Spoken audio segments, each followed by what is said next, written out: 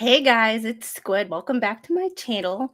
I know this is impromptu, but there are 5 documents that got dropped between earlier this morning and now. I am literally in the process of um, downloading them all now. So we have we have motions and we have memorandums in support of, and it's a fuck nut. Excuse my language, but we're just gonna take this one document at a time. I have 2 of them downloaded. Literally, I just checked. There's 73 through 77. There's some are quick, some are not, but I only have about 50 minutes before your girl has to go to work. It's oh yeah, it's a fun time. This is all like motions for summary judgment on counterclaims. And I'm still getting used to how I'm filing these now. It makes it easier to find when I'm looking for them. However, it takes me a second to, because I put in the date first, but I put the year, because when I've been working with Captain Kern and all the documents from his daughter's case, they were all dated weird, or they were dated month, day, year, and took me forever to find them. No, all of these are from Shochet, I believe. And I believe all these are from Shochet. I might have to update my my description of the video, because I thought one was from the judge, but it looks like they're all from Shochet. They're all from Shochet. So, but a couple of them are just a couple pages, and a couple of them Beelzebubbles. Yes. I wrote something to Megan today because she asked me a question and I wanted to give her an accurate answer. And I called him Beelzebubbles. She hasn't responded to me yet, but I'm wondering if she'll if she'll notice that. 211 document 76. Some of these are just easier to number. And I'm just gonna wait for no judge. I have to update my document. I looked at them super quick, and when I saw 5 documents, it's like, oh crap, I only have an hour. I got to get this in. Like, we got to start this now. So I'm going to wait just a second for people to get in here, because I know it takes, YouTube is weird with how they send out notifications. Like, some people get notifications as soon as I go live. Other people don't get them at all. And then some people get them like 15 minutes after we start. So we are just going to start with the first one. Let me make sure I got all of them. That's 76 and 77. So you got it from the gavel. Oh, they have them on the gavel. This case, I don't look on the gavel as the gavel drops, because I just have it all saved in my computer where it's super easy for me to get it. So this one is just ingrained in my head. With all my federal cases, it's just easier for me to, and I've got 4 or 5 federal cases now. I'm getting like, yeah, sometimes I get them midway through and never. It was on time thanks to the lullers. And some of the people who are on replay crew, I know in other lives too, they're like, get to the point.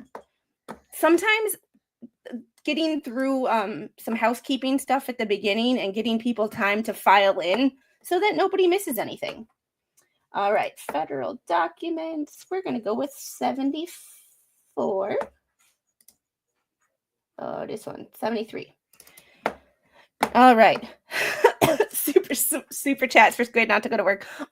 Unfortunately, I have to, because I skipped out on my friend last week, and he owns a company, and I am his. This is your last one. We are addicted to these right now. Unfortunately, I skipped out on him last week due to some housing crisis stuff, and I'm his only employee, and technically not even an employee. Like, he writes me a 1099 at the end of the year to, like, I help when needed, but Tuesdays are needed. So let's get to this. Let's just share my screen, because that way it's just, I don't have to. There we go.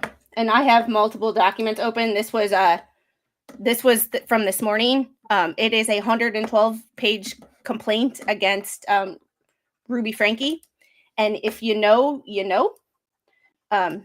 It's 146 pages total. Rosalind Duke and I are going through it, and it's kind of a bitch.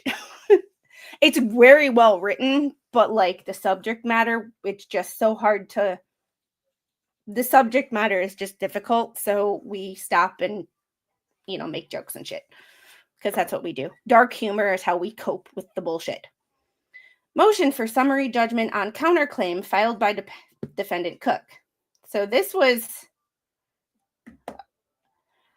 pursuant to Federal Rules of Civil Procedure. Jeremy Bryan Hales, the plaintiff counter-defendant, moves for summary judgment on defendant counter-plaintiff Cook's counterclaims, as there's no genuine dispute as to any material fact, and Mr. Hales is entitled to judgment as a matter of law. No facts of the case can be reasonably disputed. Defendant Cook cannot produce any evidence that suggests Mr. Hales did anything other than exercise his rights under the First Amendment to the U.S. Constitution, guaranteeing the freedom of press and speech. Plaintiff counter defendant also submits his memorandum of law in support of this motion.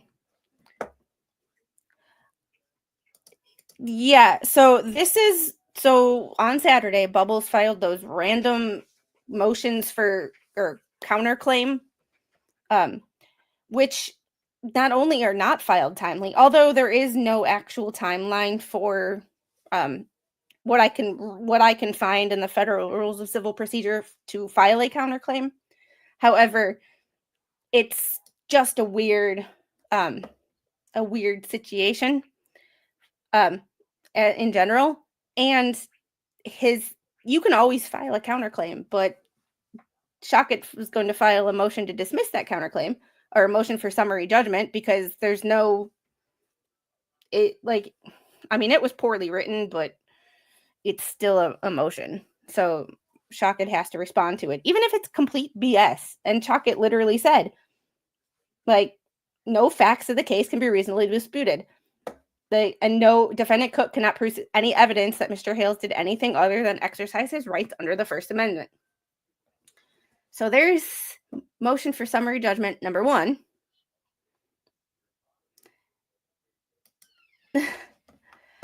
So I have, this is my craziness that I have open right now. These are all the documents that I have in this case. So when you say how many things, I have a bunch. 74. And this is the motion for memorandum in support of summary judgment for counterclaim filed by defendant Preston.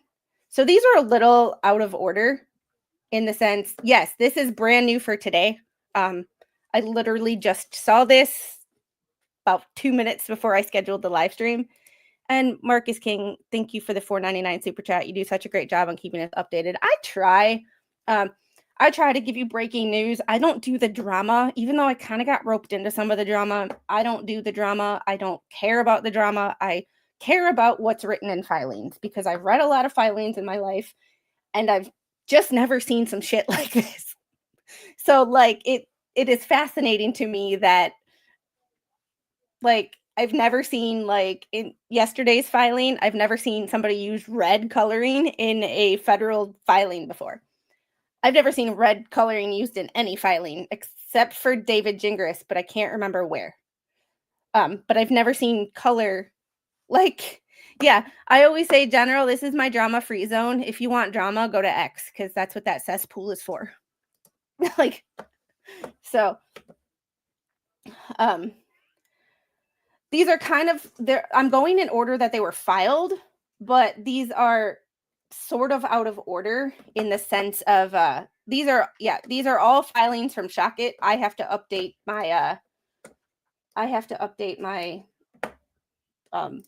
my description, because when I looked at them quick, I thought there was a motion from the judge, or an order from the judge, but there wasn't.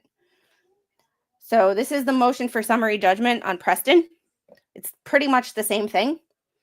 Jeremy Bryan Hales, plaintiff counter-defendant, moves for summary judgment on defendant counter-plaintiff Preston's counterclaims, as there's no genuine dispute as to any material fact, and Mr. Hales is entitled to judgment as a matter of law. No facts of the case can be reasonably disputed. Defendant Preston cannot produce any evidence that suggests Mr. Hales did anything other than exercise his rights under the First Amendment to the U.S. Constitution. Damn that First Amendment.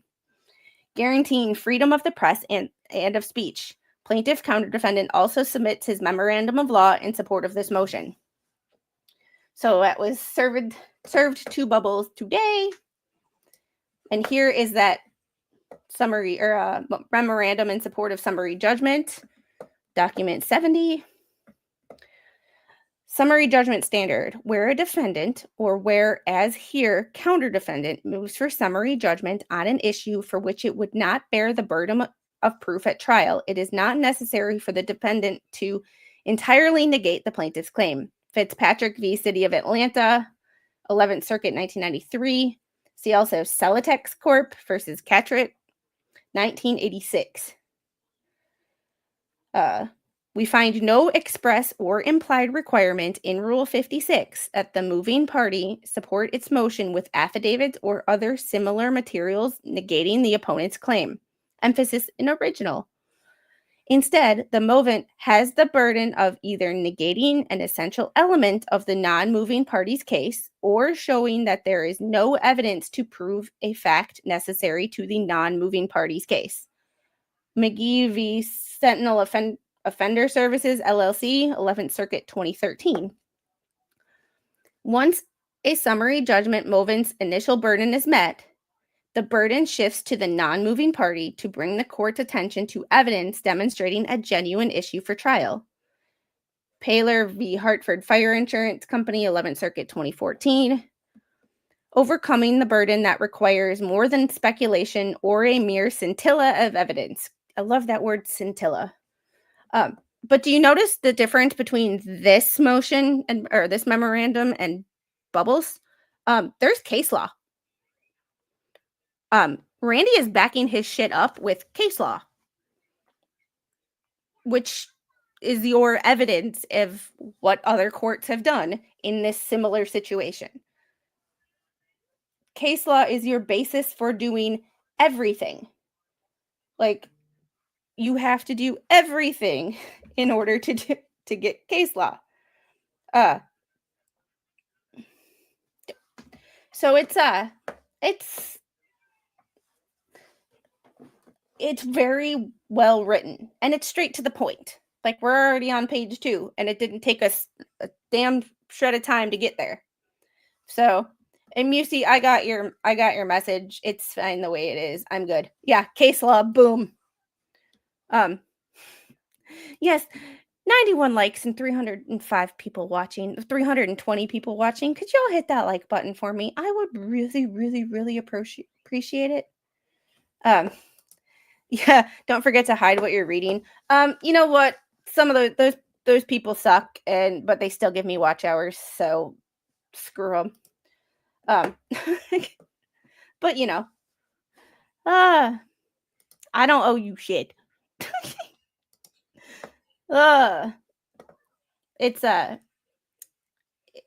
It's very well written. I think he's trying to maintain his professionalism.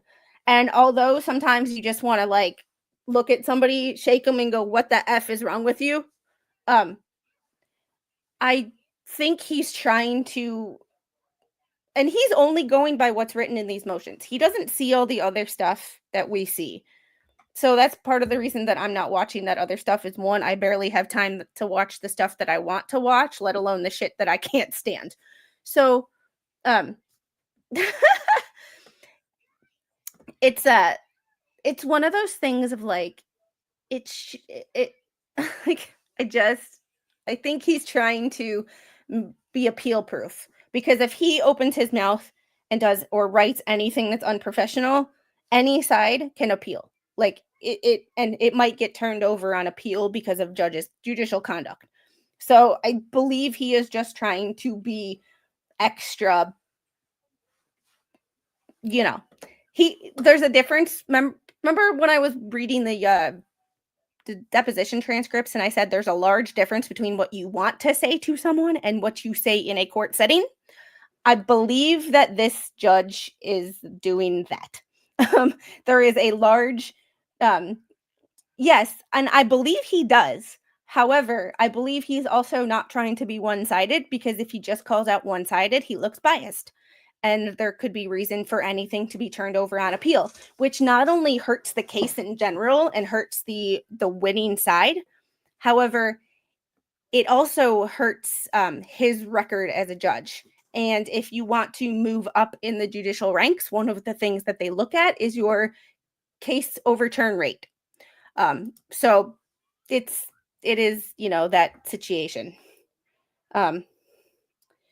So, oh yes. Yeah. Oh, and my, the attorneys finally got the documents that I needed them to get. So that's a little happening right now as we speak too.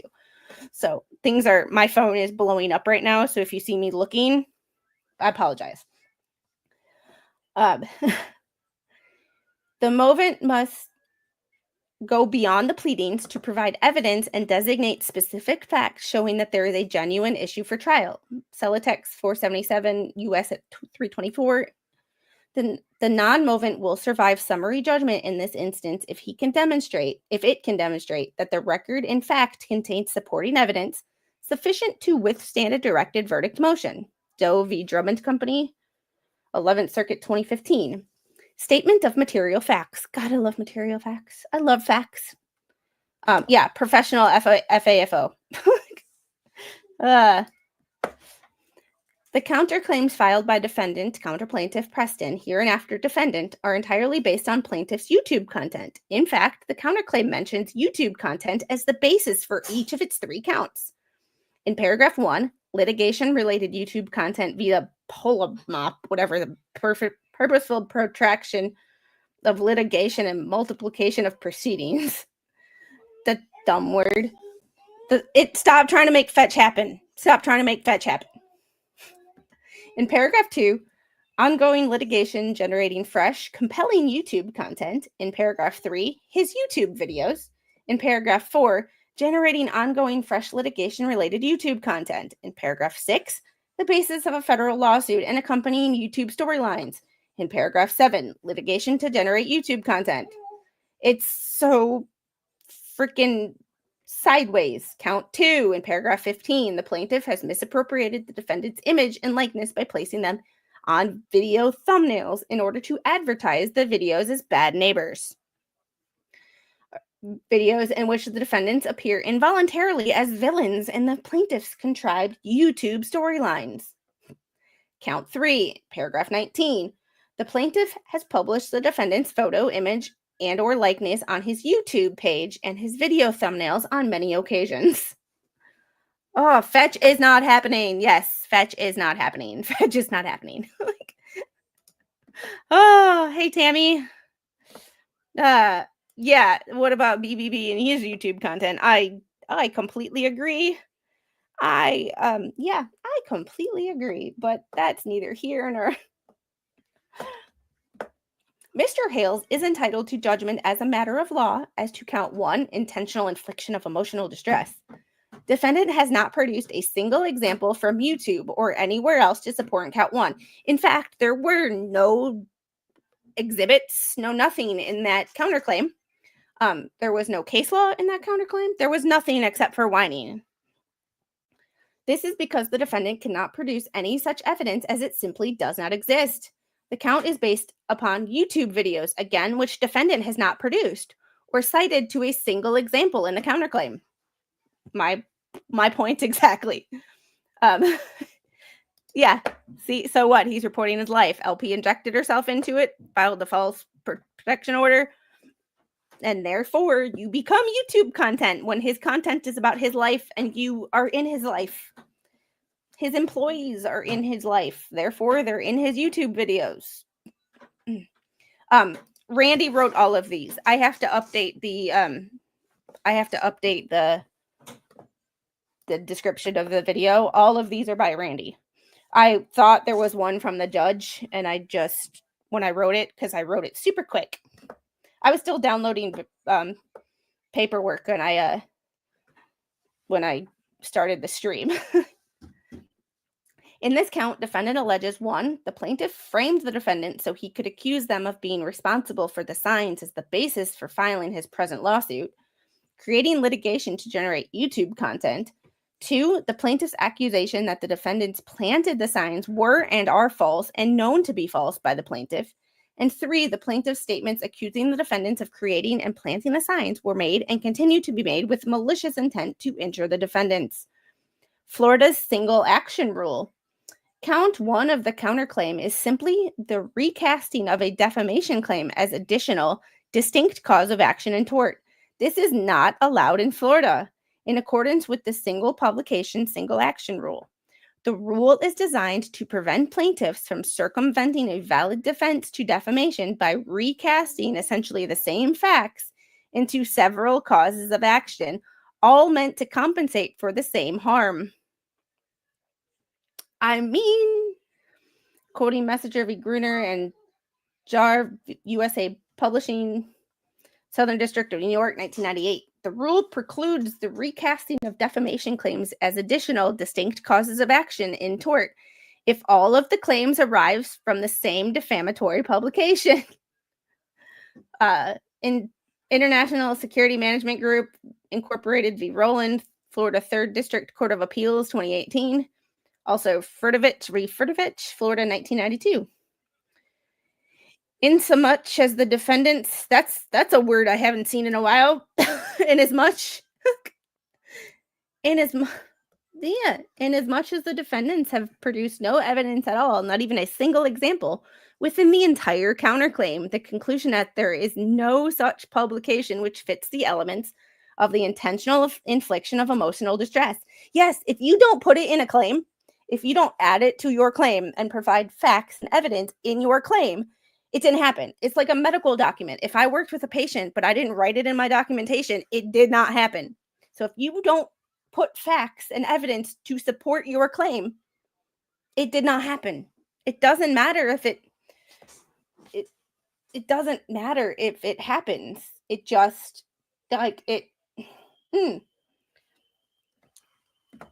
it's one of those things. If it's not in your filing, it didn't happen. And that's kind of why I don't pay attention to all the BS that's going on in the world.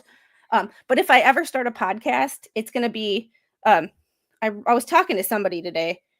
Side note, my one sidebar for the day. If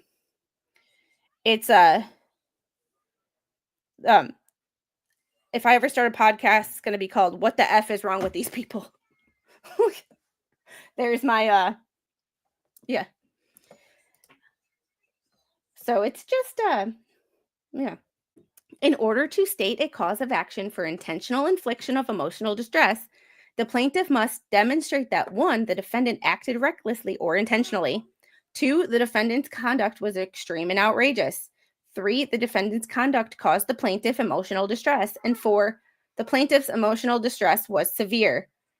Uricola v. Linen Supermarket, Middle District of Florida, March 23rd, 1995. Ooh, that's a throwback. Defendant cannot produce any evidence that the YouTube videos were not protected speech, which Mr. Hales has under his First Amendment rights. That pesky Constitution again. Damn. Like 50 states or podcasts will be 75% Florida, 20% New York and California, and 5% the other 47. Pretty much. Oh, that pesky Constitution, man. The freedom to speak one's mind is not only an aspect of individual liberty, and thus good unto itself, but is also essential to the common quest for truth and the vitality of society as a whole. Bose Corporation versus Consumers Union of the U.S. Incorporated, U.S. Supreme Court, 1984. Oh, here we go. Here's a case. In Hustler Magazine versus Falwell, 1988. The Supreme Court rejected the notion that the concept of outrageousness, which is an element of the tort in intentional infliction of emotional distress, would provide sufficient protection to the First Amendment rights of a defendant. Outrageousness is the area of a political and social discourse, has an inherent subjectiveness about which it would allow a jury to impose liability on the basis of jurors' tastes or views, or perhaps on the basis of their dislike of a particular expression. An outrageousness standard thus runs afoul of our long-standing refusal to allow damages to be awarded because the speech in question may have an adverse emotional impact on the audience. See NAACP versus Claiborne Hardware, 1982. Speech does not lose its protected, and this needs to be highlighted. This needs to be highlighted for society as a whole these days. America, if you're in America, you need to hear this because this happens every day. Life doesn't care if you get offended if it's not defaming you. The world doesn't give a shit if you're offended. I don't give a shit if you're offended. Speech does not lose its protected character simply because it may embarrass others or coerce them into action. You know what happens when something happens that you don't like? The world keeps moving and nobody gives a shit. Like, First Amendment, you will hear stuff in your life that you don't like. Turn off the TV, turn off the internet, change the video. Don't need to attack people. If you are in America and you are offended by something, 99.9999% of the rest of the world does not give a shit. Hate to break it to you. I'm sorry if that's the first time you've ever heard that. And as we stated in FCC versus Pacifica Foundation, 1978, the fact that society may find speech offensive is not a sufficient reason for suppressing it. Let's repeat that for the people in the back, aka the people on Twitter that are offended by everything. The fact that society may find speech offensive is not a sufficient reason for suppressing it. I know this was from a Supreme Court case, but thank you, Randy, for including this, because that needed to be said. Indeed, if it is the speaker's opinion that gives offense, that consequence is a reason for according to its constitutional protection. For it is a central tenet of the First Amendment that the government must remain neutral in the marketplace of ideas. Mind blown. Like, what a freaking concept, right, people? Like, what a concept. It is firmly settled that the public expression of ideas may not be prohibited merely because the ideas themselves are offensive to some of their hearers. I love this. And it sucks that that's from a Hustler magazine case, but you know what? To each their own. In Snyder v. Phelps, 2011, the Supreme Court extended the First Amendment's protection even beyond actions for intentional infliction of emotional stress to include claims of the violation of plaintiffs' privacy rights and for civil conspiracy. Moreover, the Snyder Court relied on Hustler Magazine Incorporated v. Falwell, the free speech clause of the First Amendment. Congress shall make no law abridging the freedom of speech can serve as a defense in the state tort suits, including suits for intentional infliction of emotional distress. See Hustler Magazine, Inc. v. Falwell, Supreme Court, 1988. Snyder v. Phelps, 562 U.S. at 451. Defendant can produce no evidence and hasn't even included any such evidence in the counterclaim itself, where the First Amendment does not defeat the claim for intentional infliction of emotional distress. This means that the claim fails as a matter of law. Oh, that pesky case law. Oh, that pesky case law. Oh my goodness. How dare Randy put case law? Bubbles, you might want to try it. Or whoever wrote that motion, you might want to try it. Hales is entitled to judgment as a matter of fact of law as to count 3, invasion of privacy by unauthorized publication. Defendant has not produced a single example from YouTube or anywhere else to support count 3. To show invasion of privacy based on publication of private facts, a plaintiff must prove 4 elements. Adding the law to his... These are very well written. You see how quickly we're going through them because they're well written and easy to read. I'm only stopping to show emphasis on certain things that catch my eye. 1, the disclosure was public. 2, the private facts were disclosed. 3, the matter publicized was highly offensive to a reasonable person. And 4, the matter is not a legitimate concern to the public. Heath v. Playboy Enterprises, Inc., Southern District of Florida, 1990. Defendant complains about publishing the defendant's photo, image, and/or likeness on plaintiff's YouTube page and in video thumbnails on many occasions. If this were the case, then it is difficult to explain why the defendant has not produced a single example of this publication. Fancy that.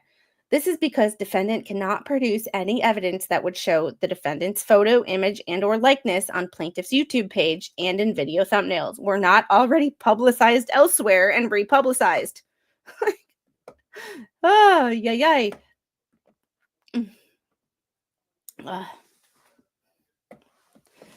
They also have somebody sent me a picture of either a squid or an octopus that they have on a t-shirt. I'm like, I find that personally offensive. Thank you. Don't include me in that.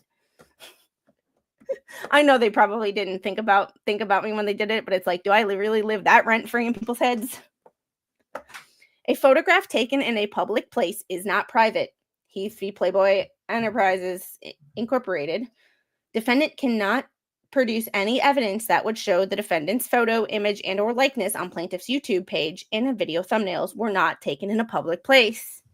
Facts taken from public records or proceedings are not private, hence why you can't sue me for reading legal documents because they're public. Yes, I have to pay for them, but they're public.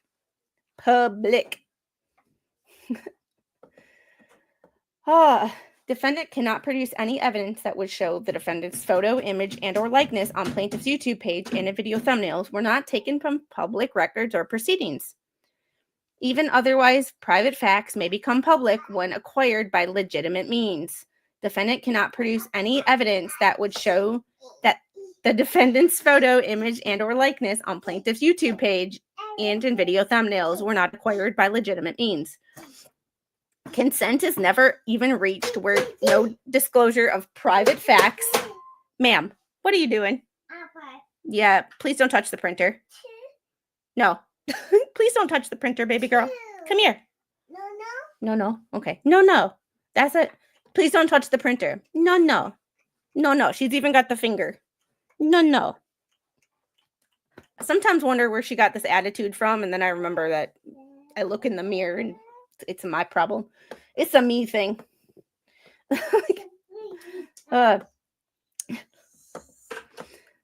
Consent is never even reached where no disclosure of private facts can be demonstrated.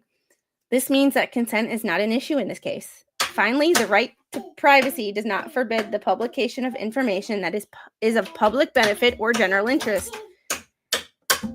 And sorry, this case, however effed up, is public interest. And I'm sorry, Bubbles, if you wouldn't have interjected yourself and started causing drama, there would be no YouTube content and there would be no public interest. Yeah, no. You know.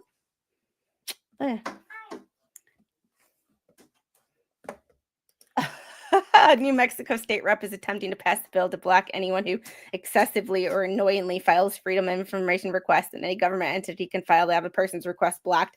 Yeah, I don't see that going well. And if it passes in New Mexico, I see that going to the Supreme Court really quick. It's mine now. Come on.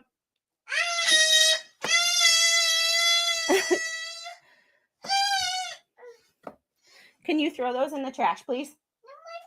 Okay, no, I can't.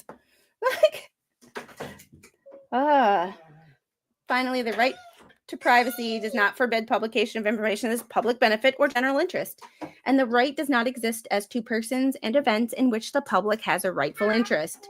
Kaysen v. Baskin, Florida, 1947. Geez. Harms v.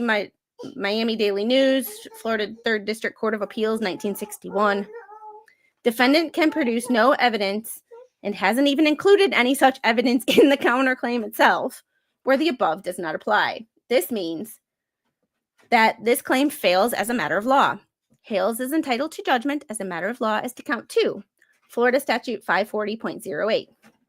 Defendant has not produced a single example from YouTube. I love that he's repeating that. Or anywhere else to support count 2. Section 540.08 of the Florida statutes prohibits unauthorized use of a person's name or likeness for trade, commercial, or advertising purposes. Time v. Time Warner Entertainment, 11th Circuit, 2003.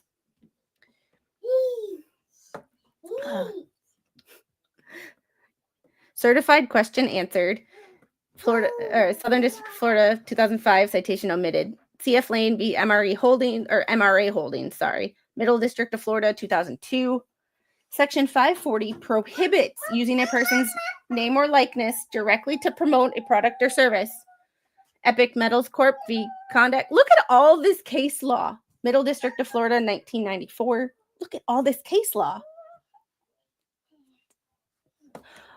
So just under 21 hours, and if you subscribe to 3 Awesome Dogs, who used to be 2 Awesome Dogs, you will see his new puppy that he is getting in less than a day. I do have my hands full, but I wouldn't have it any other way. I really wouldn't. Oh, life is crazy. Florida Statute 540.08 prevents an unauthorized use of name or personality directly promote the product or service of the publisher. National Football League v. the Alley Company, or the Alley Inc., Southern District of Florida, 1983. Section 540.08 of the Florida statutes prohibit unconsented use of an individual's name and likeness only when such directly promotes a commercial product or service. Defendant can produce no evidence and hasn't even included any such evidence in the counterclaim itself where the above does not apply. This means this claim fails as a matter of law. In conclusion, because there is no evidence to provide a fact necessary to defendant's counterclaims, Mr. Hales is entitled to summary judgment as a matter of law. Straight to the point. And that was served to Bubble Boy, or Beelzebubbles. So, I believe 76 is the same thing. Yep. This is the exact same thing, only it applies to John Cook and not Lynette. So it is literally the same thing. I'm seeing if there's anything in here different, and there's not. Outrageousness, he goes into the same thing. I'm not going to read what I just read. Just take out Lynette and insert John. So Florida count 2 is Florida Statute 540. He literally copied and pasted this, or just changed the name and resubmitted it. So there's that one.